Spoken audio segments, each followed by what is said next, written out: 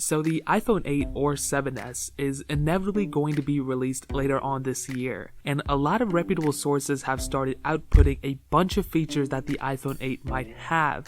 Obviously, I can't guarantee any of this stuff, but I wouldn't disregard any of this information yet. For starters, the new iPhone 8 might have a OLED display, which in my opinion is one of the greatest screen types ever made. The iPhones right now all have IPS display, and what OLED is basically whenever there's a black wallpaper thing that I have right now, all the blacks that you see will be completely black. Just imagine that wherever there's black, the screen is not on in those parts. So it makes colors pop out, it makes the whole screen and experience just overall fluid and amazing, and it saves a little bit of battery life as well since the screen isn't even on those black parts. Now I don't know if Apple's going to make this jump yet, but let's just hope all the new iPhones will have them. There's also going to be a little bit of a spec bump just like the last generations. Apple is most likely going to put an A11 chip in there with higher clock speeds. I'm expecting them to stay with the 2GB and 3GB of RAM respectively for the 7 and 7 Plus, the RAM that they have there, but it would be cool if they could put 4GB of RAM in the iPhone 8 Plus.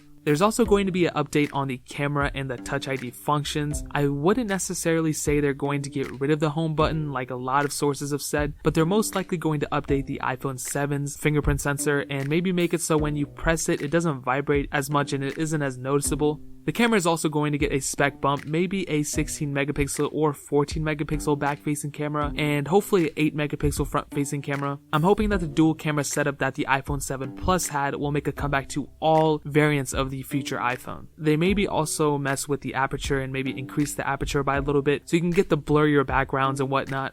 There's also a possibility of wireless charging. Now this is what I'm thinking, bear with me. You know the Apple Watch and its wireless charging? I'm expecting the same thing, but just less magnetic. So you place your phone down and it kind of clicks into place, somewhat like a MagSafe charger. Now there's just kind of like a theory of mine in my head, but it seems kind of possible. And this is another leak that I don't really feel excited about. People are saying that Apple might bump up the base iPhone 8, you know how the iPhone 7, all iPhone 6, 6S, 7, all had 720p displays. But people are saying that the iPhone 8 base will probably have a 1080p display. But honestly, I'm super happy with a 720p display that the iPhone 7s all had. I feel like they're really awesome. I have a 1080p display on my iPhone since I have a Plus variant, and I really see no difference. I kind of like the smaller size screen, even though it's a less resolution. I feel like since it's so much smaller, maybe the pixels per inch or PPI, whatever, increase or whatnot. I don't really know.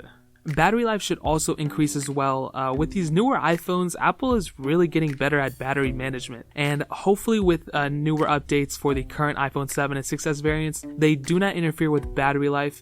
There are some cases where older iPhones with the newer updates, such as the iPhone 5 and 5S, with newer updates, the battery life kind of goes down a little bit. Since those updates are mostly suited for the 6S and the 7, hopefully with the newer updates of the iOS or whatever, they don't interfere with the 7 and 6S's battery life. And I'm just throwing this out there. I have no proof to back it up, but I feel like the iPhone 8 Plus might have a 3500 milliamp hour battery. The current 7 Plus kind of has a 3000 milliamp hour battery. It's a little bit less than that, but I feel like this year Apple has a lot of competition. And in order for them to attract new customers, they might have to go out on a limb and maybe do something they're not known to and increase the battery life. A lot of people are saying that Apple might switch to a USB-C type port on the bottom of the phone for, this year, but I don't think they're going to do that. They got rid of the headphone jack last year, and I don't think Apple is going to immediately just switch to USB-C since they just made Lightning port adapters just like a couple months ago, and they know people are going to be super mad if they have to buy new dongles for this year's iPhone.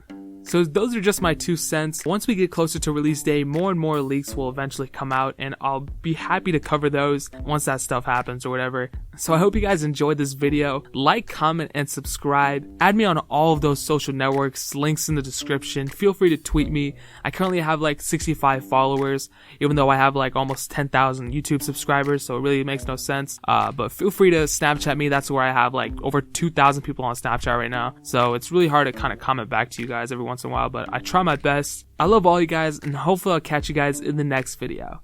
Peace out.